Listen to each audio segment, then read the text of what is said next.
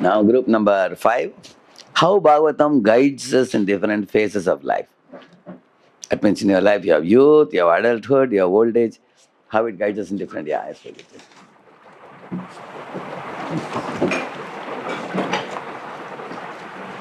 Hare Krishna.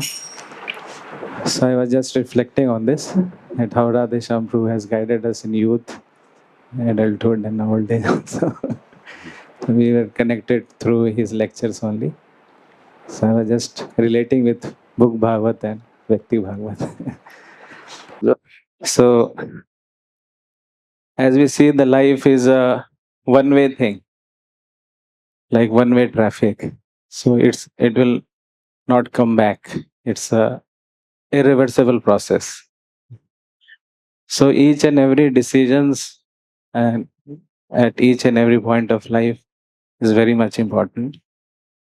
And due to that lack of proper guidance in all the phases of life, we are seeing a lot of chaotic condition in our present scenario. The teens are unguided or misguided, and we see so many problems in schools, in youth, in teenage issues are there. Intoxications and all those things are there. And the youths are also not properly guided, and the married couples, they don't know how to deal with each others. They have so many divorce issues and all those things. And the old age, they are very much fearful. Means they are surrounded by their relatives and all. And what will happen to their next life, they don't know. So due to this ignorance of lack of proper guidance, the whole human society is facing a lot of problem. So that's why the guidance of Srimad Bhagavatam is important right from the childhood till our death. So we see different examples like how Narad Muni, when his mother left the planet, how actually the Srimad Bhagavatam guided him to take the right decision. Otherwise, he was an orphan, he was left alone, he could have done anything. But he took the right decision to take shelter of the Lord, and he went to Himalayas and perfected his life. Similarly, we see Amrish Maharaj, how he was so much balanced in taking decisions. Because when we are adult, we have so many material duties also. At the same time, we have so many uh, responsibilities, spiritual duties also. How to make balance of that? So this Srimad Bhagavatam helps us like that. And in the old age, like example of Parikshit Maharaj, he was not old, but he was near death. So it's considered an old age. He knew exactly what to do. And in our society also, we have seen the cases of His Holiness Bhakti Tirth Maharaj, His Holiness Kadam Kanan Swami Maharaj. They were exactly knowing what to do at this point of time. So that's why the need of guidance of Bhagavatam is important in all the phases of life.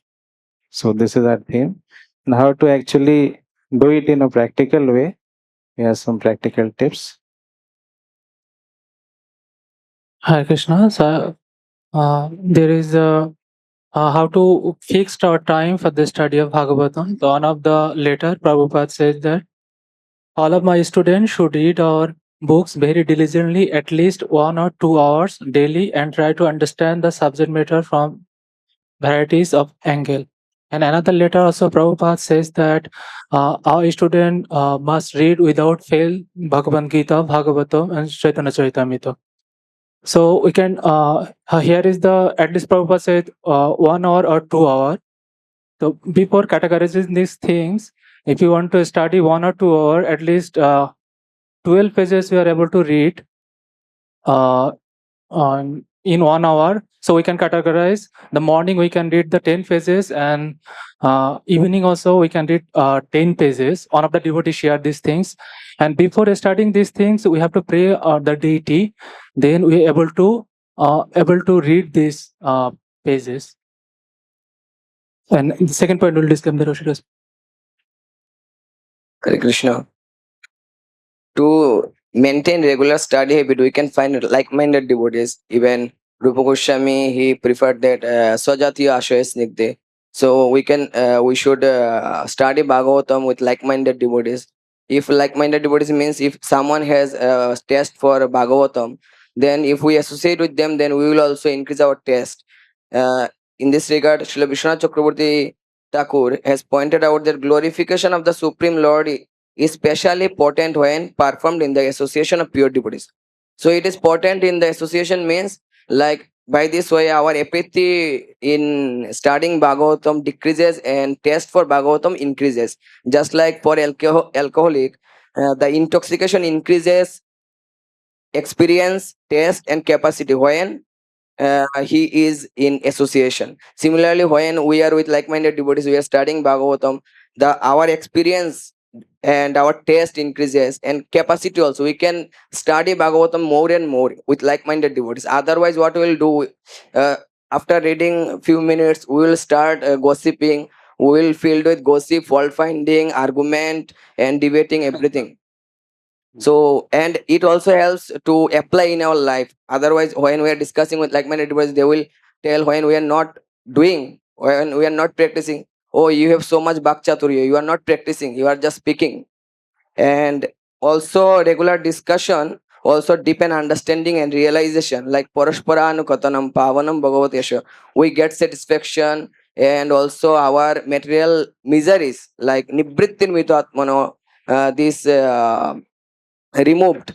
So if we don't discuss SB, means Srimad Bhagavatam, then one, sorry, time is less. So one example, money in, like when we are not discussing with anyone, then it is like money like in the pocket of other people. But when we are discussing, then it is the money like it is within our pocket, so we can utilize it anytime. Hare Krishna. Finish? You can add. Conclude, yeah. Yeah. And few more things like one time Srila Prabhupada told to Loknath Maharaj, His Holiness Loknath Maharaj, that if you want to remember, then write it. So if you write and take notes and reflect, it is assimilated and internalized. And then lectures of Srila Prabhupada have deep insights on each and every verse. And this culture, like this Govardhaniko village have this culture of Bhagavatam Vidyapitam. So this culture for each and every temple is very much important. Organizing Srimad Bhagavatam classes and Bhakti Sastri, like what Prabhuji was telling. So it helps a lot to bring this culture of Srimad Bhagavatam. Yeah. Thank you. So definitely your examples are appropriate and fit. At the same time, one thing is our mind is able to retain information if you put them in buckets and give people. So here there are basically three buckets: youth and adulthood and old age. Because your topic is how Bhagavatam guides us in different phases of life. There are three phases of your life.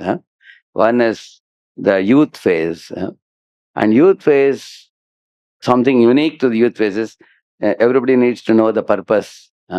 What am I living for? You have not yet identified your inner calling. You need to identify your purpose and strength. For example, here example is given. Even though Arjuna was a very capable individual, he was still, under dilemma. You know that famous verse? Najayatad vidma kataranno gareyo yadva jayema yadimano jayeyo yane vahatva arta jijivishamaste vastita parmukhe dhartarashtraha.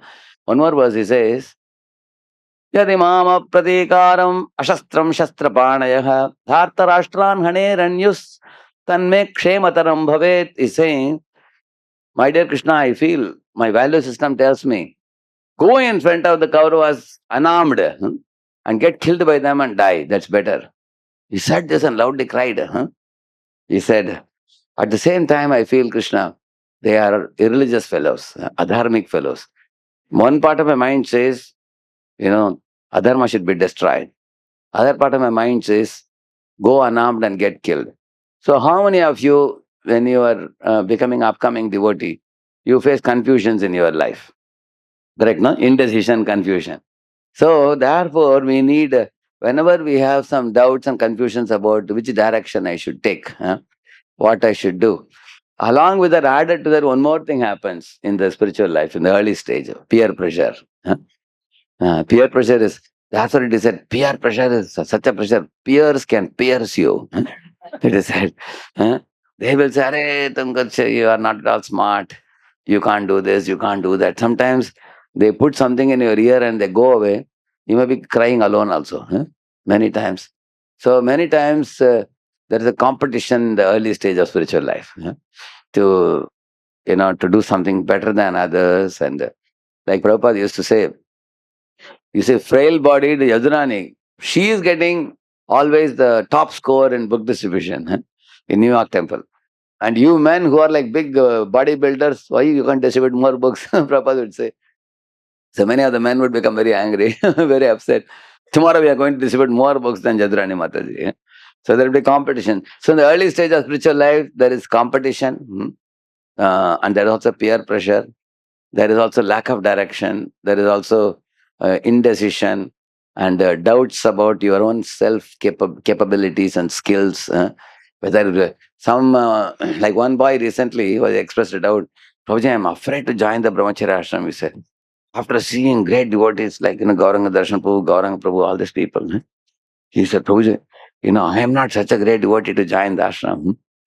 I told him, whole life, if you simply give Charanamrit, you can still be a brahmachari. I told him. You don't do anything. Just sit in one place and just give Charanamrit all your life. So in ISKCON, you can do any type of seva. Correct, no? You can cook sweets for the deities. You can worship the deities. You can take care of the cows. You can take care of the garden. You don't have to be very, very big devotee to be in ISKCON, I told him. Then he became peaceful. Why am I saying this? Anytime we have self-doubt about our capabilities, will I be able to become a good devotee? Uh, like that. So, and also, as I told you, indecision. These are all the early stage problems, peer pressure and distractions and all these things. So, in such situations, Bhagavatam, actually study of the Bhagavatam gives us very clear vision. And it teaches us strong values also. The value system, like repentance, comes in the heart of a good soul. Where Prabhupada writes this? In the Parikshit section, he writes how we should repent for our mistakes, how we should be bold while practicing the truth without any compromise. Like Arjuna was given such knowledge by Krishna by which he could stand and fight the battle, correct? No? So, studying the Bhagavatam makes it very, very clear.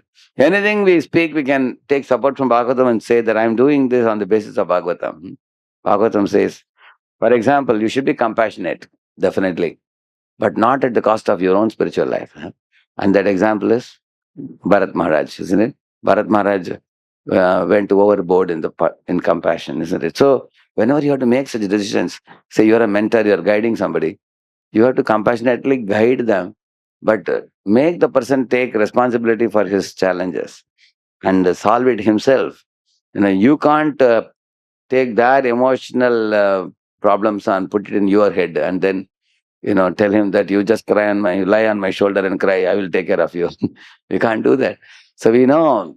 So in this way, the Bhagavatam gives us purpose very clearly. That's in youth. Similarly, when you come to adulthood, what is the challenge? You ask any married person, they will tell you that in youth they were living in a dream world. When they married, then responsibilities come and Krishna consciousness, how to balance. Similarly, for a brahmachari also, when you're joining in the early years, your seniors will tell you what to do. It becomes very easy for you. Jo bola so karo, very easy. But then when you cross 30, after 30, 32, when you will be made a head of the department, or you may be made a vice president, or you may be made a president. At that time, lot of managerial responsibilities come. Sometimes even your sadhana is not proper because morning you finished 8 rounds, 10 rounds, and then again you have more rounds to be done during the day. So there is a tug of war. How many of you face a tug of war in balancing between your spiritual sadhana versus your service responsibilities? Feel that? Yeah, you all can understand what I'm saying. Correct, no? Yeah. That happens after you grow little bit in seniority. Because the new ones don't have any big worry in the head. They do more with the body. Huh? The grown-up people, you don't work so much with your body, you think more. The onus of the services is in your head. So the responsibility causes, then you need to know how to balance. So then you look at Bhagavatam, how big kings like Yudhishthira Maharaj and Ambarish Maharaj and, Pandavas and how they balanced. So in adulthood, So Bhagavatam actually teaches us to have the true north. True north means what? Make a spiritual focus in your life, and other things will all fall in place. You can balance everything. You know the famous saying, put the first things first, correct, no? Like morning chanting, you do well, then Krishna organizes your day very well. Otherwise, a morning chanting, you did 6 rounds or 8 rounds, and then in between some WhatsApp call came, and some online Zoom meeting came, and then suddenly some senior called you, and suddenly from your home also some call came, and then suddenly you find night it is almost 9:30, and your 8 rounds are remaining. Huh? You know, then you will see the day goes very badly like that. So therefore, in the Bhagavatam, those who put Bhagavatam in the forefront, they will be able to successfully balance responsibility and spirituality in adulthood. And old age, preparing for the ultimate journey. How do we prepare? Bhagavatam actually teaches us that death is not end of everything. Death is only a transition from one body to another. And many have gone through it. Parikshit went through it. Gajendra went through it. So many other people in the Bhagavatam, you find Ajamila went through it. And also you find many are returning to Vaikuntha. Tell me who all are returned to Vaikuntha in Bhagavatam? Dhruva Maharaj is going back. Ajamila is going back. Huh? Who? Vritrasura is going back to Godhead. Huh? Bharat Maharaj. And then Prithu and Archi. All devatas are showering flowers. So we develop confidence in old age that all these fellows are going back to Godhead. They were all bhaktas. And I am also trying to become a bhakta in the same line. So you in old age, you become super confident. I can come back to Godhead. So in this way, in all phases of life, in youth, and then in adulthood, and in old age, Bhagavatam is your companion. That's the main point. So the team presented many examples, which I appreciate. At the same time, I request all of you, when you are talking about the phases of life, you can take one phase at a time and then a little bit throw light on that and then go to the next phase, which means you name a phase and present the challenges and present the Bhagavatam solutions.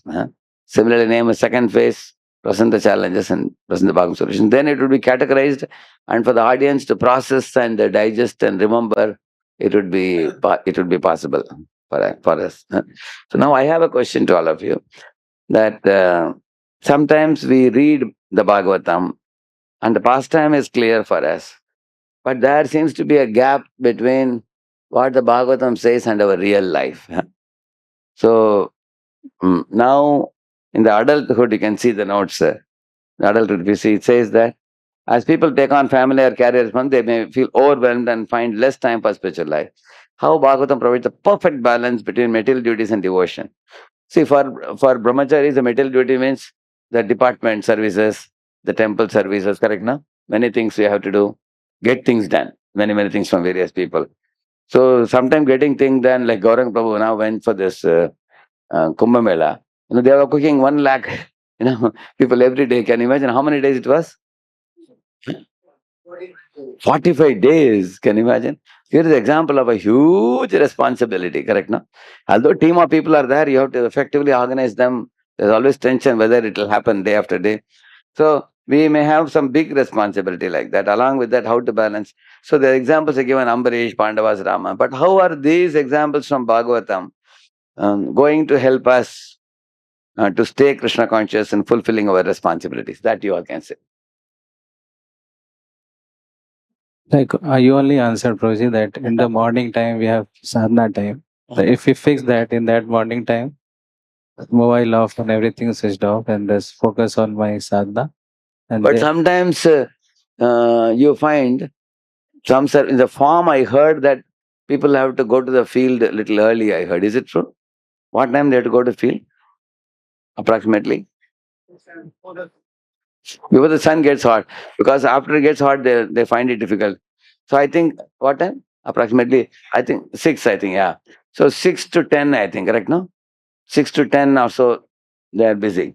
Now 6 to 10, they go, and then after 10, the sun gets hot. So what would you do? Imagine you are a farmer in ISKCON, for example. 4:30 only, my lord. It starts at 4:30. Correct. Correct, yeah. And it goes till what time? Krishna. That's true, yeah. So those devotees have to miss the morning program, Mangalarti and everything, and some part of chanting also they have to miss. Say if it goes till 4:30 to 7, for example, 7. So after 7 they have some time. And cows, I think they go out, I think. They go for grazing.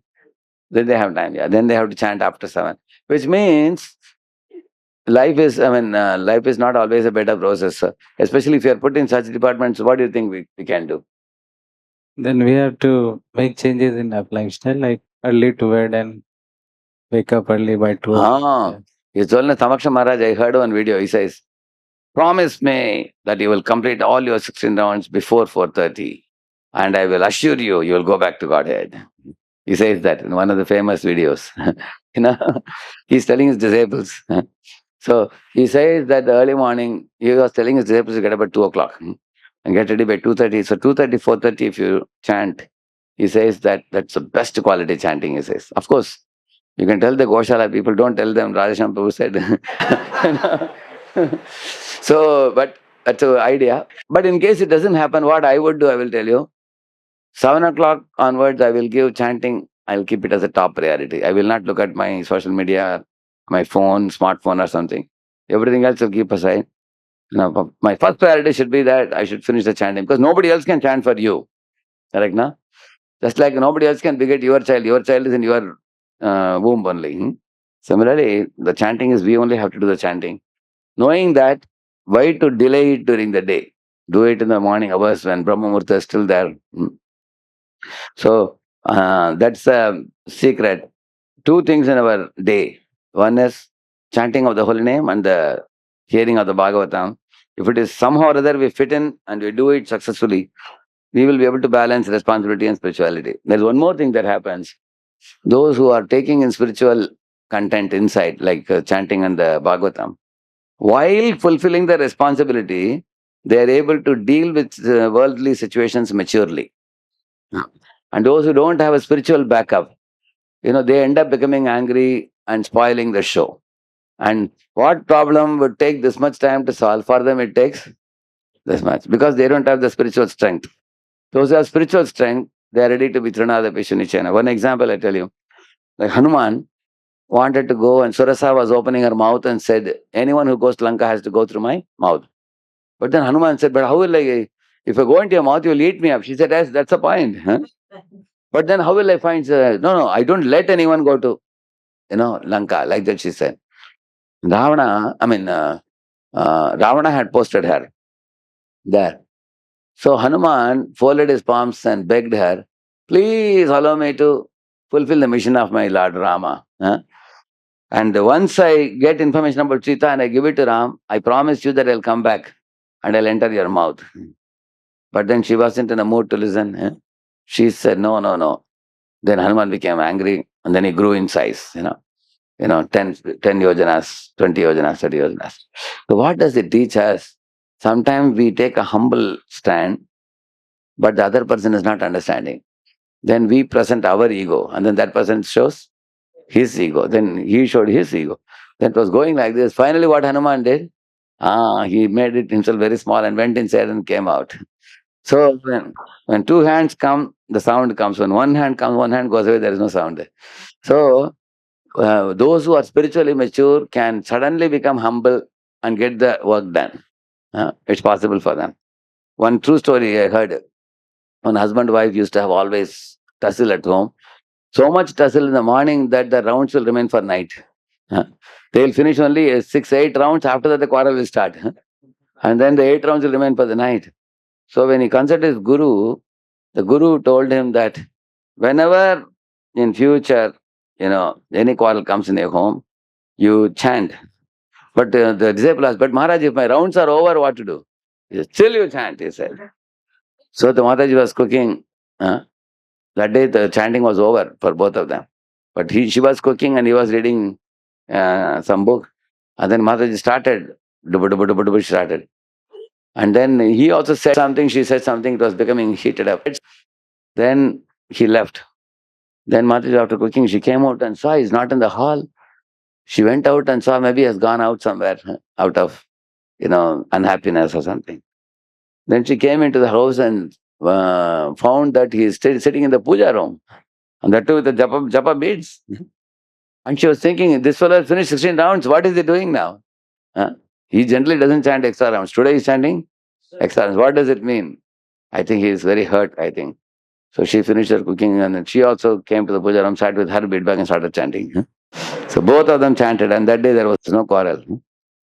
So the husband was telling, nowadays I have understood, anytime any quarrel comes, take the bead bag. Because his guru told him, when you take the bead bag, people look at you sympathetically. So wife was looking at him, sympathetic, poor fellow, bechara. I think he has got frustrated, is chanting the holy name. Chod do usko abhi. That way, your your spiritual shelter saves you from quarrels also, misunderstandings, quarrels, and so many things like that. Hmm? But your examples are appropriate. What you gave are fit. And the whole point is, in all the phases of life, Bhagavatam comes very handy, very help for us. And thank this group. Haribol.